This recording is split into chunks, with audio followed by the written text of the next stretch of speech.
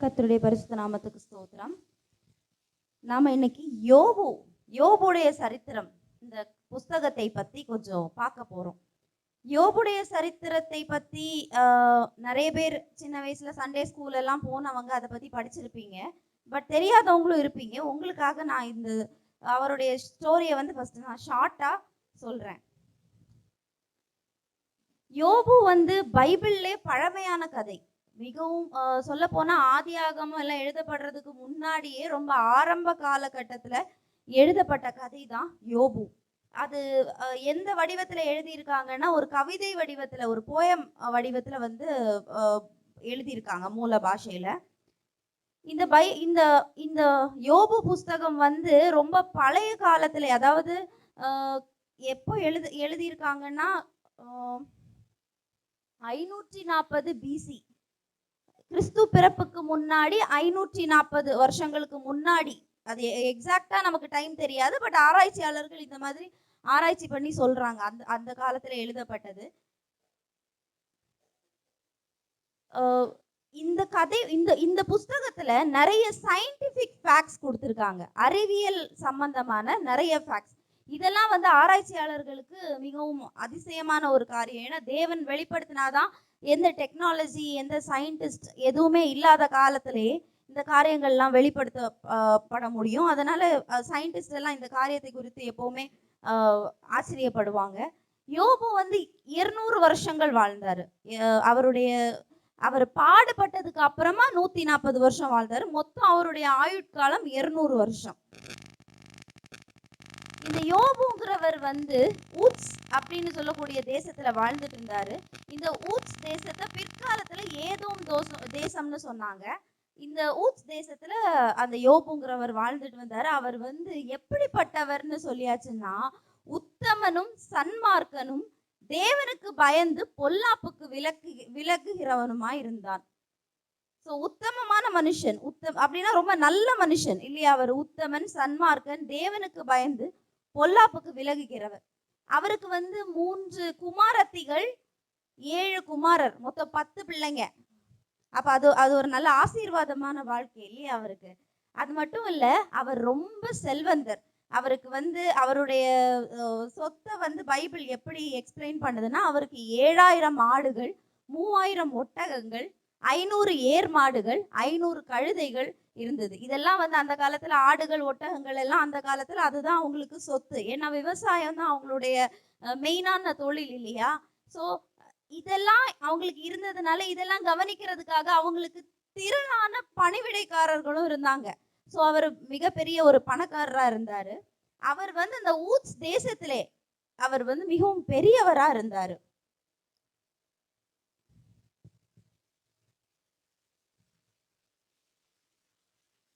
அவருடைய பிள்ளைகள் வந்து ஒவ்வொரு நாள் எடுத்துப்பாங்க. 10 பிள்ளைகள் இல்லையா? ஒவ்வொரு நாள் வந்து ஒவ்வொருத்தர் வீட்டுல விருந்து குமாரத்திகள் எல்லாம், மெயினா அந்த குமாரர்கள் ஆம்பளை பிள்ளைங்க தான் விருந்து வைப்பாங்க. அந்த குமாரத்திகள் எல்லாரையும் கூப்பிட்டு அவங்க விருந்து வைப்பாங்க. விருந்து வச்சு முடிச்ச உடனே யோபு என்ன சொல்லுவாருன்னா, என் பிள்ளைகள் வந்து ஏதாவது பாவம் செய்திருக்க வாய்ப்பு இருக்கு அப்படின்னு சொல்லிட்டு ஒவ்வொரு விருந்துக்கு அப்புறமும் கரெக்டா அந்த பலிகளை எல்லாம் செலுத்தி அவர்களுடைய பாவங்களை வந்து அறிக்கையிட்டு பலிகளை செலுத்தி அவங்கள சுத்திகரிப்பார். ஏன்னா யோபு நினைப்பாரு, என் பிள்ளைகள் கண்டிப்பா ஏதாவது பாவம் செய்து தேவனை தங்களுடைய இருதயத்துல தூஷிச்சிருப்பாங்க அப்படின்னு சொல்லிட்டு இந்த பலிகளை எல்லாம் கரெக்டா செலுத்துறாரு. அந்த காலத்துல வந்து பலி செலுத்துறது தான் ஒரு முறைமையா இருந்தது. கரெக்டா தேவ பக்தியா இருக்கவங்க கரெக்டா அவங்க டைம் வரும்போது கரெக்டா பலி செலுத்துவாங்க. அது அப்படி பண்ணி, ஸோ யோபு நம்ம படிச்சது மாதிரி அவர் உத்தமமான மனுஷன். அதனால கரெக்டா பலி எல்லாம் செலுத்திடுவாரு, பிள்ளைகளுக்கும் சேர்த்து பலி செலுத்துவாரு. இப்படி நடந்துட்டு இருக்கும்போது ஒரு நாள் சாத்தான் என்ன பண்றான், தேவனுடைய சமூகத்துல போய் நின்றுச்சு கேக்குறான், நீங்க வந்து எதுக்கு யோபுவை சும்மா பாதுகாக்கிறீங்க? சும்மாவா அவனை பாதுகாக்கிறீங்க? அவன் வீடு சொத்து எல்லாத்தையும் வேலி அடைச்சு பாதுகாத்து வச்சுட்டு இருக்கீங்க. அவன் கையின் கிரியைகள் எல்லாவற்றையும் ஆசீர்வதிங்க. இப்ப மட்டும் உங்க கையை நீட்டி அவனை தொடுங்க, அவன் உங்களை தூஷிப்பான் அப்படின்னு சேலஞ்ச் பண்றான். சேலஞ்ச் என்னது? அவன் யோபு வந்து தேவனை தூஷிப்பான். நீங்க என்ன உத்தமன் சன்மார்க்கன்லாம் சொல்லிட்டு இருக்கீங்க? அவன் வந்து உங்களை தூஷிப்பான் அப்படின்னு சொல்லிட்டு சேலஞ்ச் பண்றாரு. அப்ப தேவன் சொல்றாரு, அவனுக்கு உண்டானவை எல்லாம் உன் கையில் இருக்கிறது, அவன் மேல் மட்டும் உன் கையை நீட்டாதே அப்படின்னு சொல்றாரு. அந்த பகுதியை ஒன்று படிச்சிடலாம். யோபு 1ஆம் அதிகாரம் 6, 7, 8வது வசனங்கள். ஒரு நாள் தேவபுத்திரர் கர்த்தருடைய சன்னதியில் வந்து நின்றபோது சாத்தானும் அவர்கள் நடுவிலே வந்து நின்றான். கர்த்தர் சாத்தானை பார்த்து, நீ எங்கே இருந்து வருகிறாய் என்றார். சாத்தான் கர்த்தருக்கு பிரதியுத்தரமாக, பூமியெங்கும் உலாவி அதில் சுற்றி திரிந்து வருகிறேன் என்றான். கர்த்தர் சாத்தானை நோக்கி, என் தாசனாகிய யோபின் மேல் கவனம் வைத்தாயோ? உத்தமனும் சன்மார்க்கனும் தேவனுக்கு பயந்து பொல்லாப்புக்கு விலகுறவனுமாகி அவனை போல பூமியில் ஒருவரும் இல்லை என்றார். இந்த மாதிரி பேசிட்டு அதுக்கப்புறம் என்ன ஆகுதுன்னா, தேவனும் என்ன சொல்றாரு, அவனுக்கு உண்டானவையெல்லாம் உன் கையில் இருக்குது, அவன் மேல மட்டும் உன் கையை நீட்டாதே அப்படின்னு. அவனோட சரீரம், அவனுடைய உடம்புல மட்டும் உன் கையை நீ எதுவுமே பண்ணக்கூடாது, அவருடைய சொத்து சொகத்தை எல்லாம் நீ என்ன வேணா பண்ணிக்கோ அப்படின்னு சொல்றாரு. திடீர்னு ஒரு வேலைக்காரர் ஓடி வர்றான். ஓடி வந்து சொல்றான், உங்க எருதுகள் கழுதைகள் எல்லாம் இருந்துச்சு, அது எல்லாமே சபையர் வந்து ஓட்டிட்டு போயிட்டாங்க, உங்க பணிவிடைக்காரர்கள் எல்லாரையும் வெட்டி கொன்னு போட்டாங்க அப்படின்னு. திடீர்னு இன்னொரு வேலைக்காரன் ஓடி வந்து சொல்றான், உங்க ஆடுகளையும் வேலையாட்களையும் அக்கினி பட்சித்து போட்டது, ஆடு எல்லாம் செத்து போயிடுச்சு, நான் மட்டும் பிழைச்சு உங்களுக்கு இதை சொல்றதுக்காக ஓடி வந்தேன் அப்படின்னு சொல்றான். அப்ப எருதுகள் கழுதைகள் எல்லாம் ஒரேடியா செத்து போச்சு, ஆடுகளும் செத்து போயிட்டாங்க, வேலையாட்களும் செத்து போயிட்டாங்க. திடீர்னு இன்னொரு பணிவிடைக்காரன் ஓடி வந்து சொல்றான், உங்க ஒட்டகங்கள் எல்லாத்தையும் கல்தையர் ஓட்டிட்டு போயிட்டாங்க, அவங்கள பராமரிச்சுட்டு இருந்த வேலைக்காரர்களையும் வெட்டி போட்டாங்க, ஒட்டகங்களும் போயிடுச்சு. அப்போ அவருடைய நம்ம பார்த்தோம்ல, அவருடைய 7000 மாடுகள், 3000 ஒட்டகங்கள், 500 ஏர் மாடுகள், 500 கழுதைகள் இதெல்லாம் போச்சு. ஐயோன்னு இருக்கும்போது திடீர்னு இன்னொரு வேலைக்காரன் ஓடி வந்து சொல்றான், உங்க குமாரரும் குமாரத்திகளும் வீட்டுல விருந்து சாப்பிட்டுட்டு இருக்கும்போது திடீர்னு பெருங்காற்று அடிச்சு வீடெல்லாம் அவங்க மேல தள்ளி போட்டு அவங்க எல்லாம் செத்து போயிட்டாங்க அப்படின்னு சொல்லிட்டு. எவ்வளவு கொடூரமான விஷயம் இல்லையா? அப்போ யோபுடைய ரெஸ்பான்ஸ் எப்படி இருந்துன்னு பார்க்கலாம். வாசிங்க யோபு 1ஆம் அதிகாரம் 20, 21, 22வது வசனங்கள். அப்பொழுது யோபு எழுந்திருந்து தன் சால்வையை கிழித்து தன் தலையை சிரைத்து தரையிலே விழுந்து பணிந்து, நிர்வாணியாய் என் தாயின் கர்ப்பத்திலிருந்து வந்தேன், நிர்வாணியாய் அவ்விடத்துக்கு திரும்புவேன், கர்த்தர் கொடுத்தார், கர்த்தர் எடுத்தார், கர்த்தருடைய நாமத்துக்கு ஸ்தோத்திரம் என்றான். இவை எல்லாவற்றிலும் யோபு பாவம் செய்யவும் இல்லை, தேவனை பற்றி குறை சொல்லவும் இல்லை. பாத்தீங்களா அவருடைய ரெஸ்பான்ஸ் எப்படி இருந்துச்சுன்னு? தேவனை பத்தி அவர் தூஷிக்கவே இல்லை. சாத்தானுடைய சவாலே அப்படிதான் இருந்துச்சு. தேவன் அவனை, நீங்க எல்லாத்தையும் தொடுங்க, அவன் கண்டிப்பா தேவனை தூஷிப்பான் அப்படின்னு சொல்லிட்டு பார்த்தா யோபு தேவனை தூஷிக்கல. எவ்வளவு அழகான வார்த்தைகள் சொல்றாரு. கர்த்தர் கொடுத்தார், கர்த்தர் எடுத்தார், கர்த்தருடைய நாமத்திற்கு ஸ்தோத்திரம் அப்படின்னு சொல்றாரு.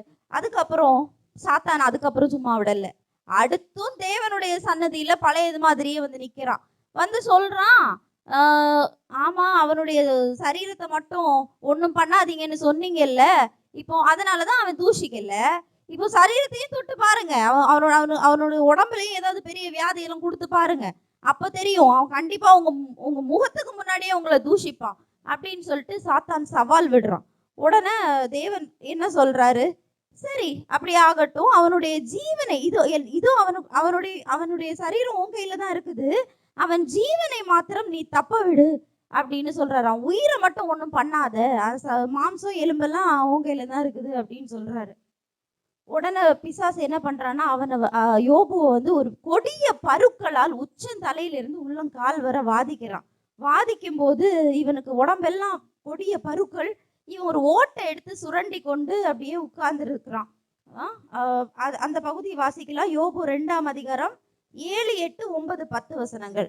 அப்பொழுது சாத்தான் கர்த்தருடைய சன்னதியை விட்டு புறப்பட்டு யோபின் உள்ளங்கால் தொடங்கி அவன் உச்சந்தலை மட்டும் கொடிய பருக்களால் அவனை வாதித்தான்.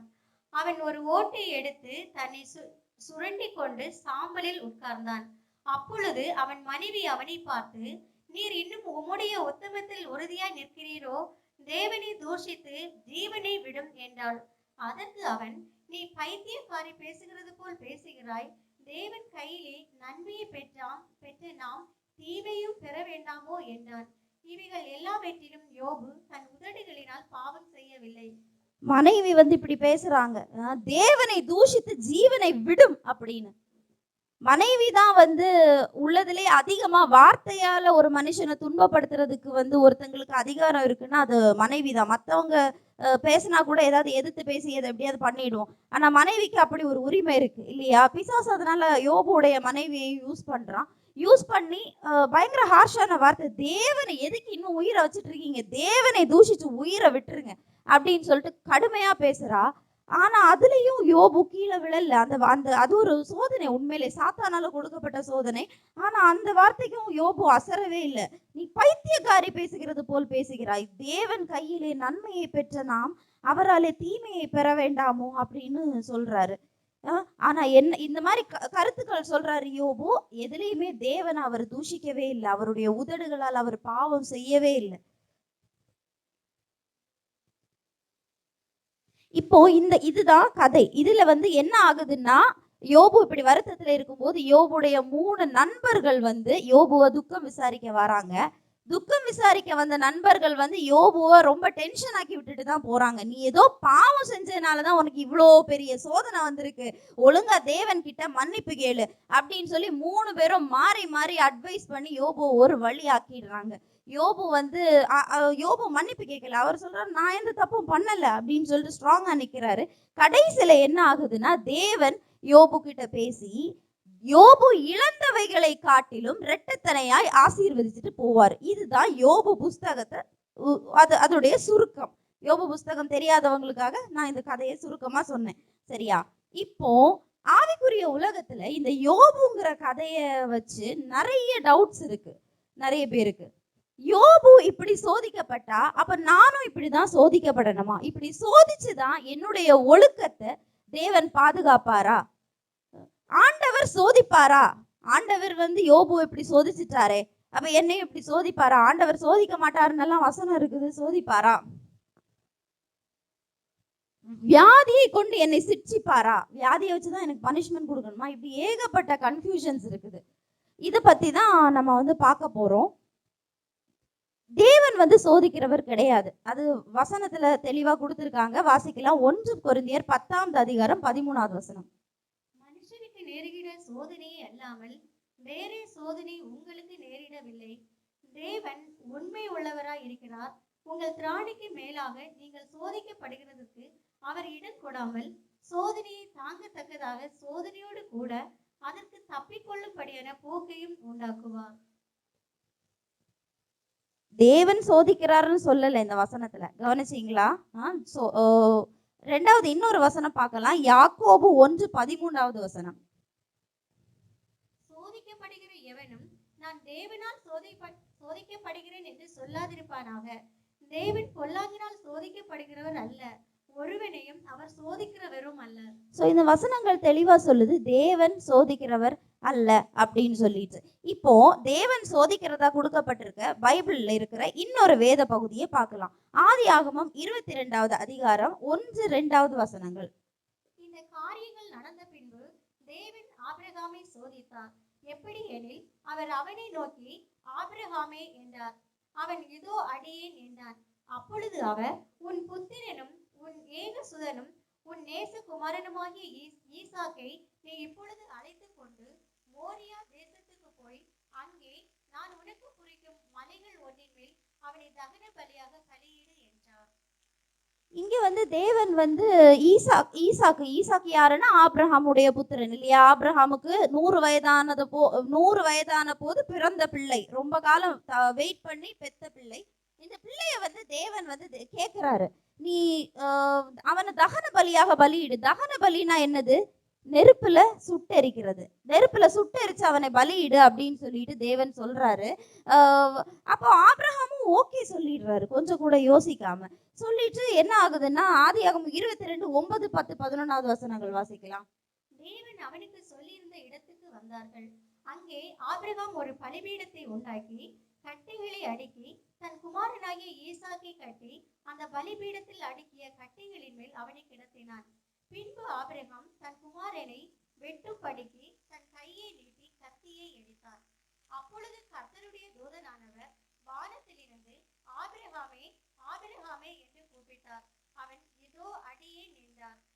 அப்பொழுது அவர், பிள்ளையாண்டன் மேல் உன் கையை போடாதே, அவனுக்கு ஒன்றும் செய்யாதே.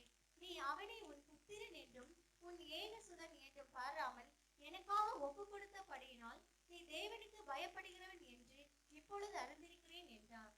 இங்க என்ன ஆகுதுன்னா, ஆபிரகாம் தேவனுக்கு கீழ்ப்படிஞ்சு கைய ஓங்குற டைம் தேவன் வந்து, ஆபிரகாமே பிள்ளையாண்டன் மேல் கையை போடாதே அப்படின்னு சொல்றாரு. சொல்லிட்டு அவனுக்கு அந்த பிள்ளையாண்டானுக்கு பதிலா வேற ஒரு ஆட்டை கொடுத்துடுறாரு. சரியா?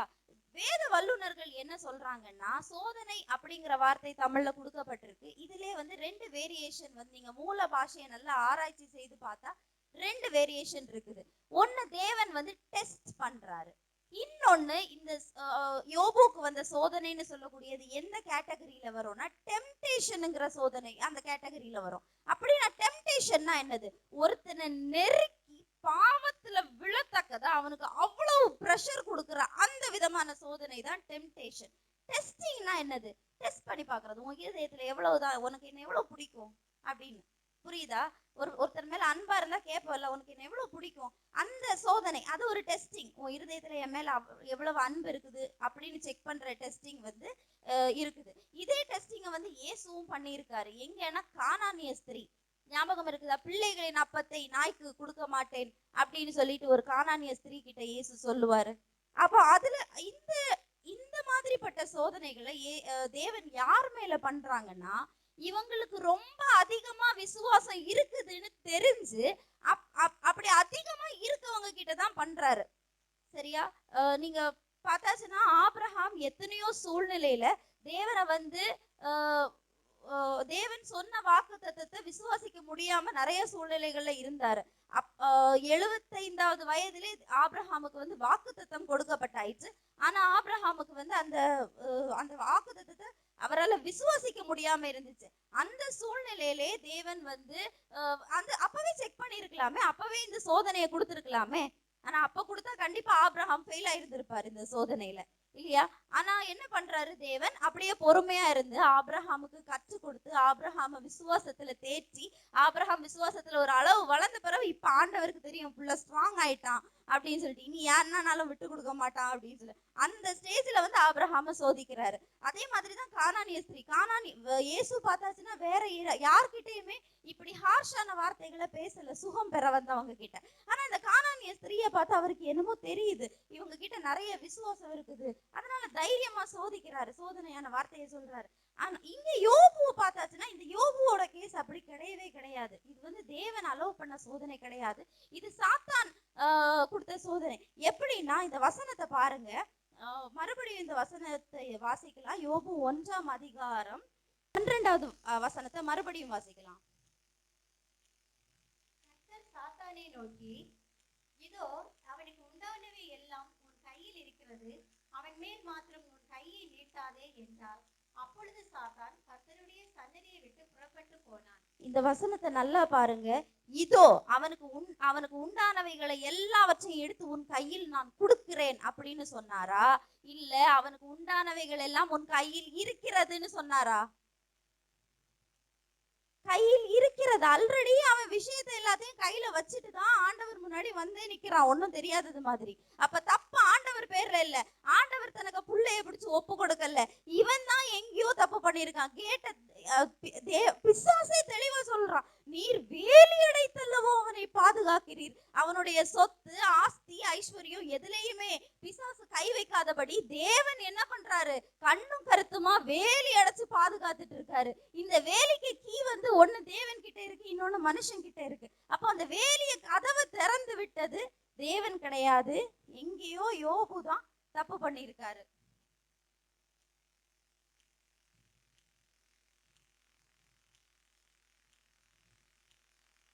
ரெண்டாவது பாயிண்ட், யோபு வந்து எப்படி டிஸ்கிரைப் பண்றாங்க? தேவனே சொல்றாரு அவன் உத்தமன், சன்மார்க்கன், தேவனுக்கு பயந்து பொல்லாப்புக்கு விலகிறவன் அப்படின்னு. எங்க தேவன் சொல்றாரு? 1ஆம் அதிகாரம் 8வது வசனம் யோபு வாசிக்கலாம்.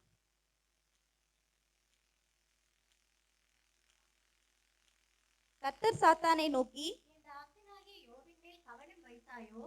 உத்தமனும் சன்மார்க்கனும் தேவனுக்கு பயந்து பொல்லாப்புக்கு விலகுறமான அவனைப் போல பூமியில் ஒருவனும் இல்லை என்றார். இந்த வசனம் அடிக்கடி வருது. தேவன் வந்து 2 தடவை சொல்றாரு. தேவன் சொல்றது அல்லாம முதல் வசனத்திலையும் யோபு அப்படிதான் இந்த புக்ல டிஸ்கிரைப் பண்ணிருக்காங்க. யோபு உத்தமன், சன்மார்க்கன், தேவனுக்கு பயந்து பொல்லாப்புக்கு விலகுகிறவன். இதே சர்டிபிகேட்டை தேவன் கொடுக்கிறாரு. என் தாசனாகிய யோபுவின் மேல் கவனம் வைத்தாயோ அவன் உத்தமன், சன்மார்க்கன், தேவனுக்கு பயந்து பொல்லாப்புக்கு விலகுகிறவன். தேவனே அந்த அந்த வார்த்தைகளை வந்து யோபு மேல சொல்லியாச்சுன்னா யோபு நிஜமாவே பெரிய உத்தமன் இல்லையா? இப்பேற்பட்ட சர்டிபிகேட்ஸ் இருக்குது. ஆனா என்னன்னா யோபு வந்து உத்தமன் தான், நல்லவர் இல்லையா? உத்தமன்னா என்னது? பாவம் செய்யாதவர், நல்லவர், கரெக்டா இருக்காரு, நிறைய ஏழைகளுக்கெல்லாம் உதவுறாரு, ரொம்ப கரெக்டான மனுஷன். ஆனா அதனால அவரை வந்து பாவமற்றவர் அப்படிங்கிற சர்டிபிகேட் அவருக்கு கொடுத்துட முடியாது. ஏன் அப்படின்னா ரோமர் 3ஆம் அதிகாரம் 23வது வசனம் பார்க்கலாம். எல்லாரும் பாவம் செய்து தேவ மகிமையற்றவர்களாகி அவ்வளவுதான் சிஸ்டர். சோ வசனம் சொல்லுது இந்த உலகத்துல உள்ள எல்லாருமே பாவம் செய்தவர்கள் தான். பாவம் செய்யாதவன் அப்படிங்கிற ஒரு மனுஷன் வந்து கிடையாது.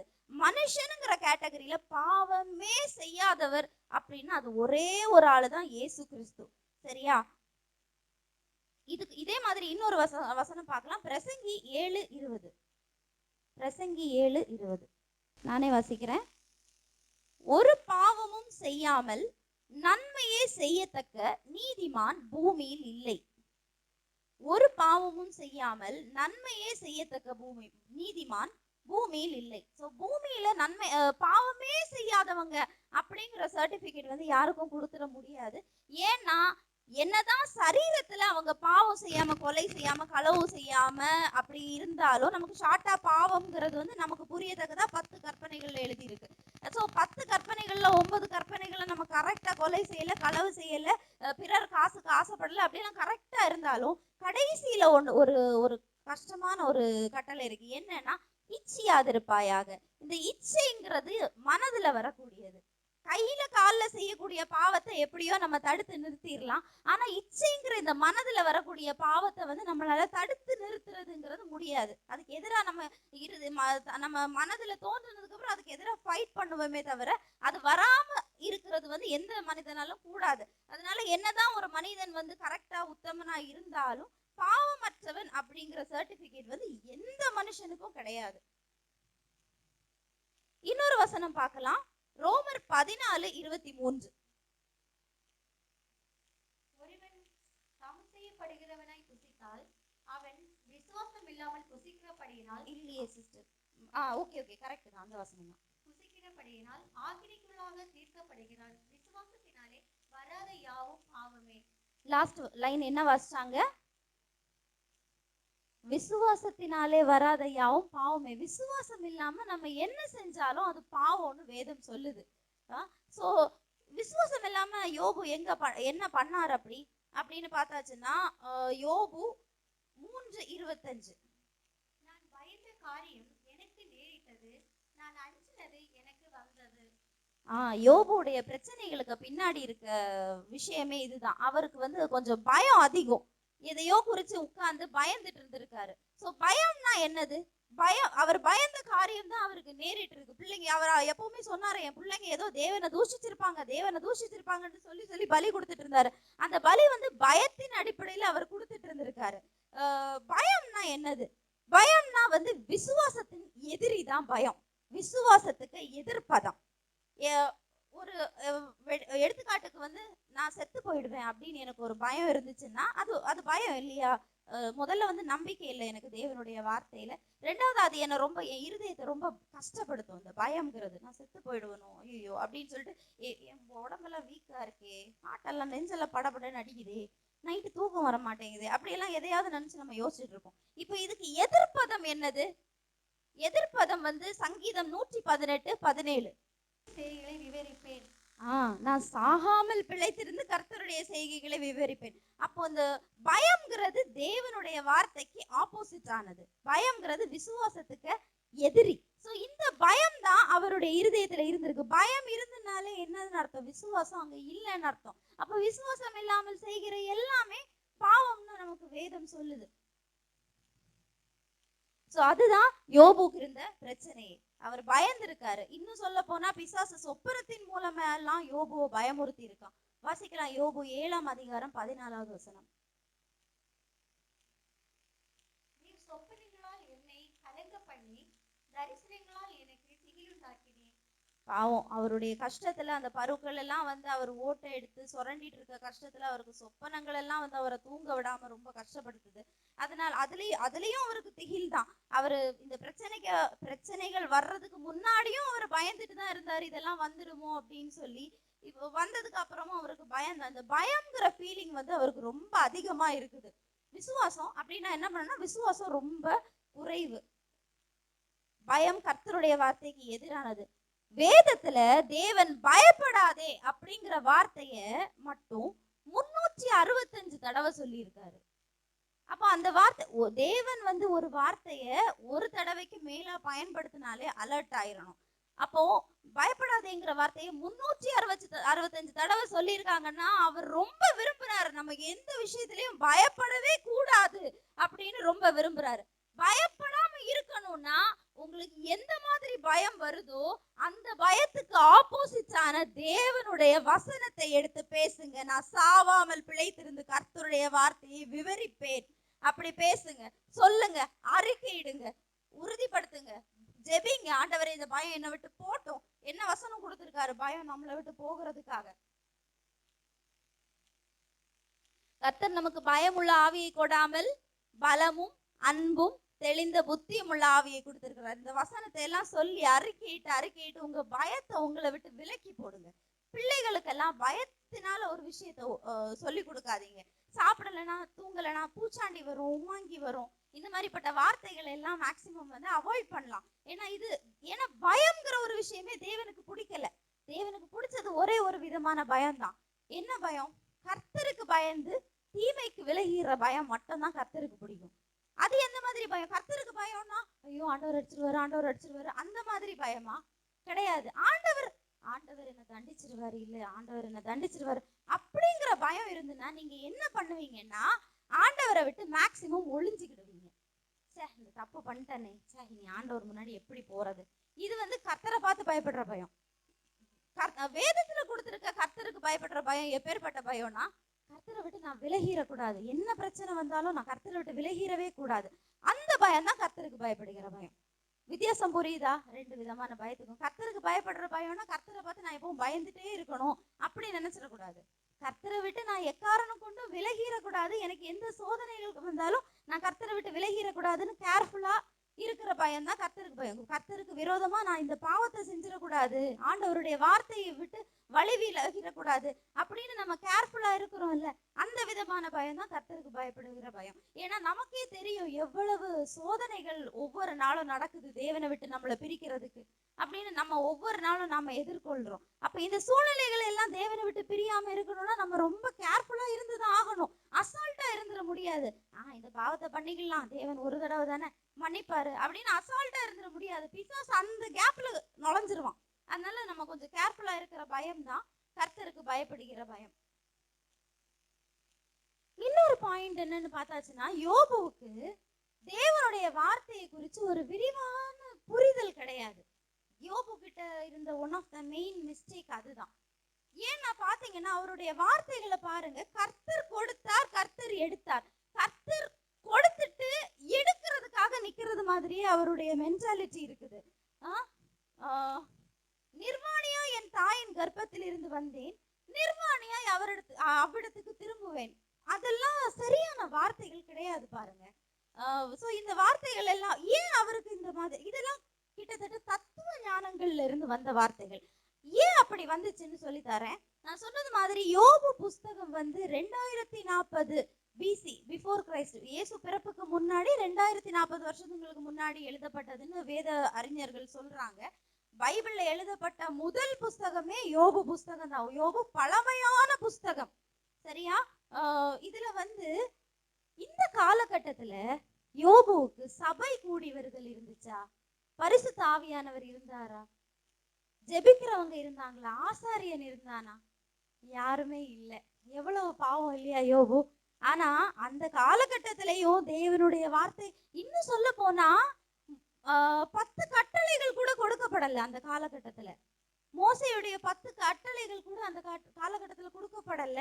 அந்த காலகட்டத்துல இவர் கரெக்டா தேவனுடைய வார்த்தைக்கு கீழ்ப்படிஞ்சு உத்தமனும் சன்மார்க்கனுமா இருக்கிறாரு, கரெக்டா பலிகளை செலுத்துறாருன்னா உண்மையிலே யோபு வந்து கிரேட். அவர் இந்த காலத்துல இருந்தாருன்னா வேற லெவல்ல வாழ்ந்திருப்பாருன்னு நான் நினைக்கிறேன். இல்லையா? அப்போ யாருமே இல்ல அவருக்கு ஊழியம் செய்யறதுக்கு. அந்நிய பாஷைகள் கிடையாது. இப்ப எல்லாம் அந்நிய பாஷை இருந்திருந்தா கனவு வரும்போது என்ன பண்ணிருப்பாரு? இயேசு நாமத்துல ராபா ஷட்டரபா உடைஞ்சு போ கனவேன்னு சொல்லிட்டு வல்லமையா ஜெபிச்சு அந்த கனவு உடைச்சிட்டு பேசாம தைரியமா இருந்திருப்பாரு.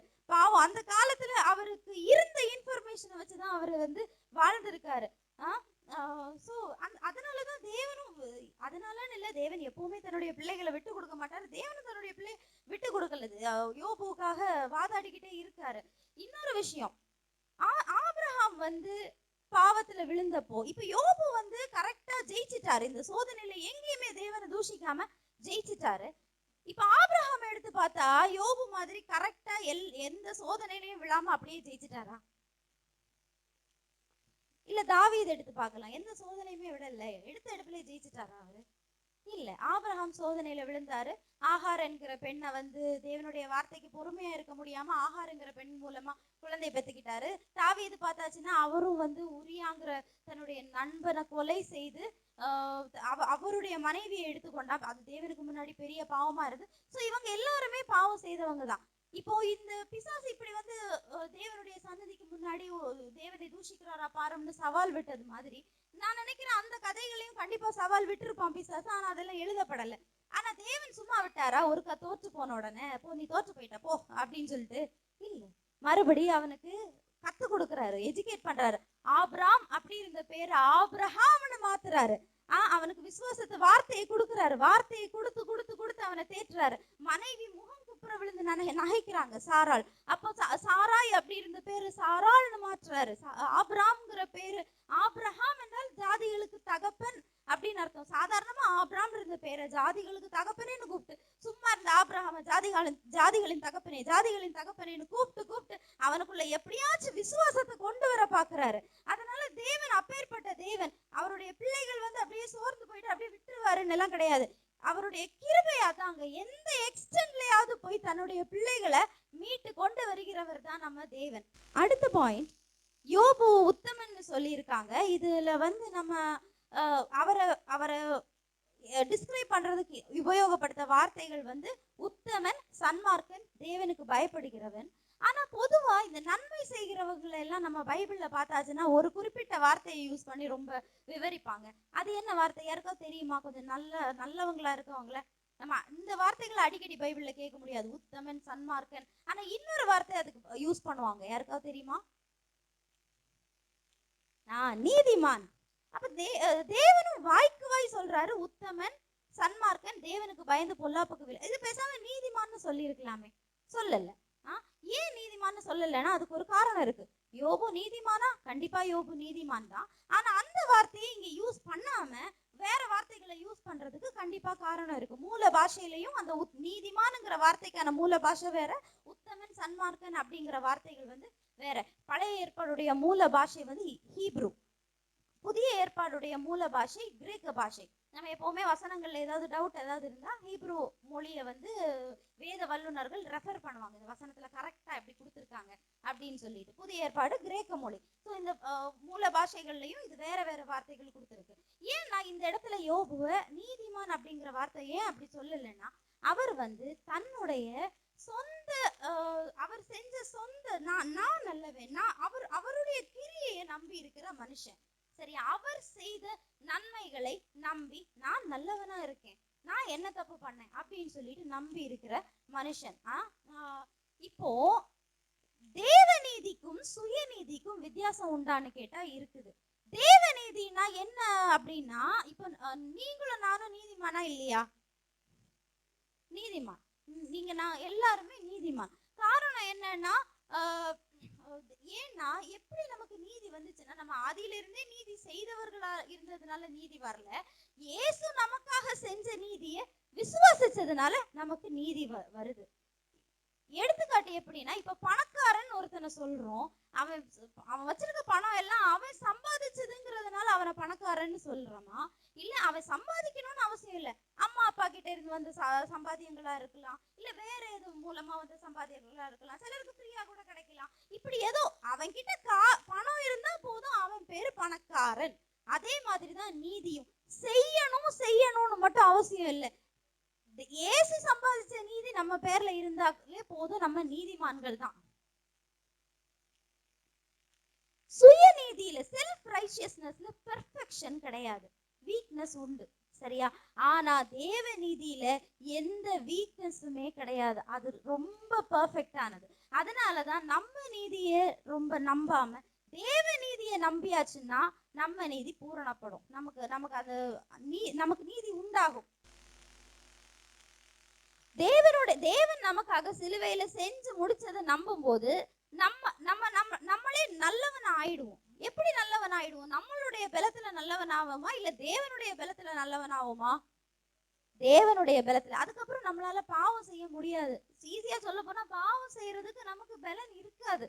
நம்ம பாவம் செய்யறதுக்கு சோர்ந்து போயிடுவோம். ஒரு பாவம் செஞ்சாலே மனசு அது குத்தும். ஐயோ இது செஞ்சுட்டனே, தூக்கம் வராது, நம்மள ஏதாவது பண்ணிட்டே இருக்கும். அது பாவத்தை அவ்வளவு ஃப்ரீயா எல்லாம் பழையது மாதிரி செய்ய முடியாது. முன்னாடி எப்படி செஞ்சிருப்போம்? பாவத்தை மனக்கடினத்துல தைரியமா செஞ்சிருப்போம். ஆனா இப்போ அப்படி கிடையாது. இப்ப நான் சொல்றேன், நான் நீதிமான் அப்படின்னு யாருக்காவது ஃபீல் ஆகல, எனக்கு அப்படி தோணல, நான் நிறைய பாவம் செய்யறேன் அப்படின்னு உங்களுக்கு தோணுதா? நான் சொல்றேன், நான் நிறைய பாவம் செய்யறேன் அப்படிங்கிற உறுத்தல் உங்களுக்கு இருக்குதுன்னாலே நீங்க வந்து ரட்சிக்கப்பட்டவதான், உங்களுக்குள்ள நீதி இருக்குதுன்னு அர்த்தம். அதனாலதான் உங்களுக்கு உறுத்துது. தேவ ஆவியானவர் இல்லைன்னா உங்களுக்கு உறுத்தாது. சோ இது தேவ ஆவியானவர் இருக்கிறதுனாலதான் இந்த பலன் உங்களுக்கு, பாவம் செய்யாம இருக்கக்கூடிய பலனை ஆவியானவர் உங்களுக்கு கொடுக்கிறாரு.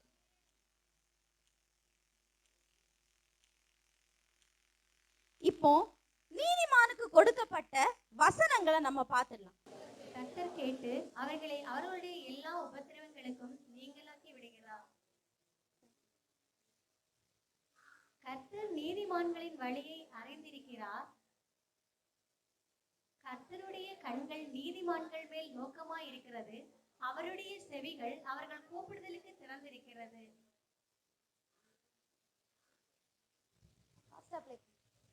நீதிமான்கள் கூப்பிடும் போது கர்த்தர் கேட்டு அவர்களை அவருடைய எல்லா உபத்திரவங்களுக்கும் நீங்களாக்கி விடுகிறார். நீதிமான்களையோ கர்த்தர் தாங்குகிறார். நீதிமான் கைவிடப்பட்டதையும் அவன் சன்னதி அப்பத்துக்கு இறந்து திரிகிறதையும் நான் காணவில்லை. நீதிமான்கள் பூமியை சுதந்திரித்துக் கொண்டு என்றைக்கும் அதிலே வாசமாய் இருப்பார்கள். நீதிமான்களுடைய ரட்சிப்பு கர்த்தரால் வரும். இக்கட்டு காலத்தில் அவரே அவர்கள் அடைக்கலம். நீதிமான்களோ தேவனுக்கு முன்பாக மகிழ்ந்து களி கூர்ந்து ஆனந்த சந்தோஷம் அடைவார்கள். நீதிமான் பனையை போல் செழித்து லீபனில் உள்ள கேதிரிவை போல வளருவான். நீதிமான்களுடைய கூடாரங்களில் ரட்சிப்பின் கம்பீர சத்தம் உண்டு. நீதிமான்களுடைய பாதை நடுப்பகல் வரைக்கும் அதிகமாய் பிரகாசிக்கிற சூரிய பிரகாசம் போல் இருக்கிறது.